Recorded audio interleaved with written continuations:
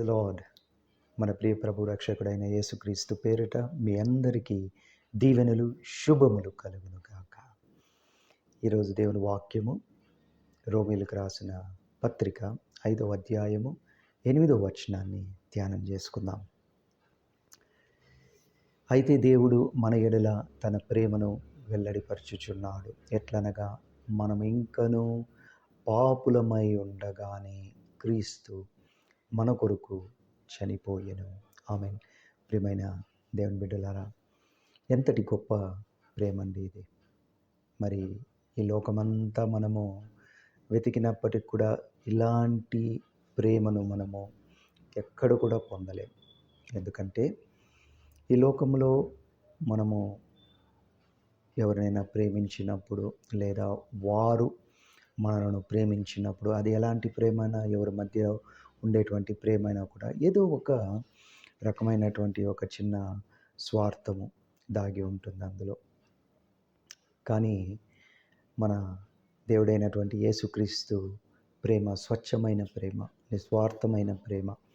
అదే అగాపే ప్రేమ అంటారు. అంటే సెల్ఫ్లెస్ లవ్. అంటే ఆ ప్రేమలో ఎటువంటి స్వార్థము లేదు. అది ఈ వాక్యము మనకు నేర్పిస్తున్నటువంటి అంశం. మనము ఇంకనూ పాపులమై ఉండగా, అంటే యేసుక్రీస్తు ప్రభు నీవు సంపూర్ణంగా మారి నా యొద్దకు రా, అప్పుడు నేను నిన్ను క్షమిస్తాను, నీ కొరకు నేను చనిపోతాను, నా రక్తాన్ని నీ కొరకు ధారపోసి నేను శుద్ధీకరిస్తానని చెప్పలేదు. మనం ఇంకనూ పాపులమై ఉంటుండగా, అంటే ఇంకనూ మనము మారు మనస్సు పొందక ముందే ఆయన మన కోసము తన ప్రాణాన్ని అర్పించినటువంటి ప్రేమ. ఇలాంటి ప్రేమ మనకు ఎక్కడ కూడా లభించదు. ఆమేన్. కాబట్టి మనము యేసుక్రీస్తు ప్రభును విశ్వసించినప్పుడు ఆయన ప్రేమను మనము రుచి చూడగలం. అద్భుతమైనటువంటి ప్రేమ. ఇలాంటి ప్రేమ మరి ఎవరు కూడా లేదా వేరే ఎక్కడ కూడా మనము పొందలేము. అదే ఆయన చెప్తున్నది. నేను నీ గురించి ఆలోచనలు కలిగి ఉన్నాను నా బిడ్డ. ఎలాంటి ఆలోచనలు అంటే నీకు మేలు చేసేటువంటి ఆలోచనలే కానీ నేను కీడు చేసే ఆలోచనలు నాకు ఏమాత్రం కూడా లేవు అని దేవుడు స్పష్టీకరణ ఇస్తున్నాడు. అంటే స్పష్టంగా మనకు చెప్తున్నటువంటి అంశం.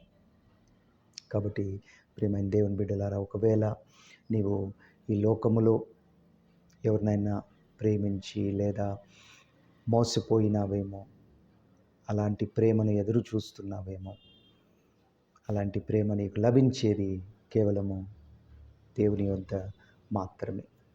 అది యేసుక్రీస్తు యొక్క స్వచ్ఛమైన ప్రేమ. ఆమేన్. మిగతా అన్ని ప్రేమలు కూడా కొద్ది కాలము తరువాత అవి నశించిపోతాయి, అంటే అంతరించిపోతాయి. కానీ మన దేవుడు మనలను శాశ్వతమైనటువంటి ప్రేమతో ప్రేమిస్తున్నాడు. అదే ఆయన చెప్తున్నాడు. నిన్ను నేను శాశ్వతమైనటువంటి ప్రేమతో ప్రేమిస్తున్నాను. నీ యొక్క పేరు నా అరిచేతిలో చెక్కుకున్నానని చెప్పినటువంటి దేవుడు మన దేవుడు. ఆమేన్. కాబట్టి బహుశా నువ్వు ఎవరినన్నా ప్రేమించో లేదా అలాంటి ప్రేమ నువ్వు ఎదురు చూస్తున్నావేమో.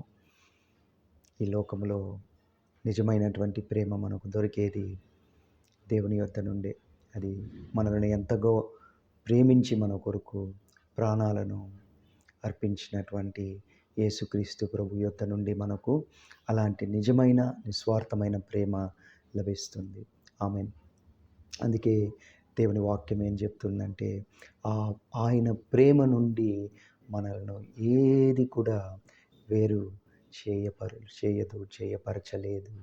ఆమేన్. అలాంటి ప్రేమను మనము పొందుకోవడానికి, ఆయన ప్రేమను అర్థం చేసుకోవడానికి మనం ప్రయత్నించాలి. ఆమేన్. ప్రార్థన చేసుకుందాం. మహాపరిశుద్ధుడా, ప్రేమ కలిగినటువంటి మా పరలోకపు తండ్రి, ఇచ్చినటువంటి ఈ యొక్క అద్భుతమైనటువంటి సమయాన్ని బట్టి మీ కృతజ్ఞతాస్తుతులు చెల్లించుకుంటున్నాం. ఇదిగోనైనా మీరు మమ్మల్ని ఎంతగా ప్రేమిస్తున్నారో ప్రభా ఆ శిలువ మరణం ద్వారా మీరు మాకు తెలియపరిచినందుకు మీకు కృతజ్ఞతాస్తుతులు చెల్లించుకుంటున్నాం.